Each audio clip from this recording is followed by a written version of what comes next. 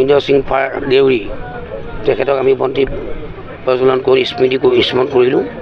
আৰু এই গোটেই জাতি জনগোষ্ঠীয় ভাষা পৰম্পৰা সংস্কৃতি হেৰাই যোৱা উপক্ৰম ঘটিছে। এনে এটা সন্ধিখনত এনে এটা সময়ত সকলো জাতি জনগোষ্ঠী যিহেতু সংস্কৃতি জীয়াই ৰাখিছে, গতিকে আমি অসমৰ সকলো জাতি জনগোষ্ঠীৰ লগত তিৱাৰ সংস্কৃতি জীয়াই ৰখাৰ কাৰণে আমি আগবাঢ়িছোঁ।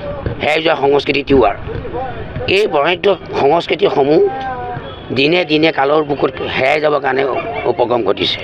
এনে এটা সন্ধিখনত এনে এটা সময়ত আমাৰ মৰিগাঁও জিলা ছাত্ৰ পৰিষদৰ উদ্যোগত এই পদক্ষেপটো গ্ৰহণ কৰিছে। এইটো ভাল পদক্ষেপ আৰু সকলো মধ্য অসমৰ তিৱা জনগোষ্ঠীৰ লগতে অন্যান্য জনগোষ্ঠীকো আমি আহ্বান জনাইছোঁ যে হেৰাই যোৱা তিৱা সংস্কৃতিক আপোনালোকে উদ্ধাৰ কৰিবৰ কাৰণে সকলোৱে সহযোগিতা কৰক আৰু সকলোৱে অংশগ্ৰহণ কৰক আৰু হেৰাই যোৱা সংস্কৃতিটো আমি উদ্ধাৰ কৰোঁ। এই মানসেৰে আমি এই 3 দিনীয়া কাৰ্যসূচী আৰম্ভ কৰা হৈছে। এই 3 দিনীয়া কাৰ্যসূচী আৰম্ভ কৰাই নহয়, প্ৰতি বছৰে আজি আমি মৰিগাঁৱত পাতিলোঁ, অহা বছৰ আমি ধেমাজিত পাতিম, তাৰ নেক্সট বছৰ আমি বেলেগ জেগাত পাতিম।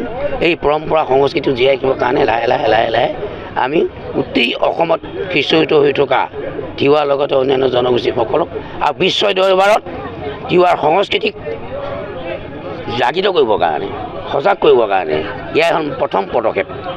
কিমান লোকৰ সমাগম হ'ব? কোন জিলাৰ পৰা প্ৰতিনিধি? এতিয়া গোটেই অসমৰ জিলাৰ পৰা আহিব, বেছি দূৰৰ পৰা কম আহিব, ধেমাজি কমকৈ আহিব, শদিয়া টনকৈ আহিব আৰু সেইকাৰণে গুৱাহাটীত কমকৈ আহিব, যোৰহাটত তিতাবৰত আছে তেওঁলোকে অলপ কমকৈ আহিব, মধ্য অসমত বেছি হ'ব। আমি 50,000 টাৰ্গেট কৰিছোঁ। 50,000 টাৰ্গেট ইতিমধ্যে 30,000 হৈ গৈছে।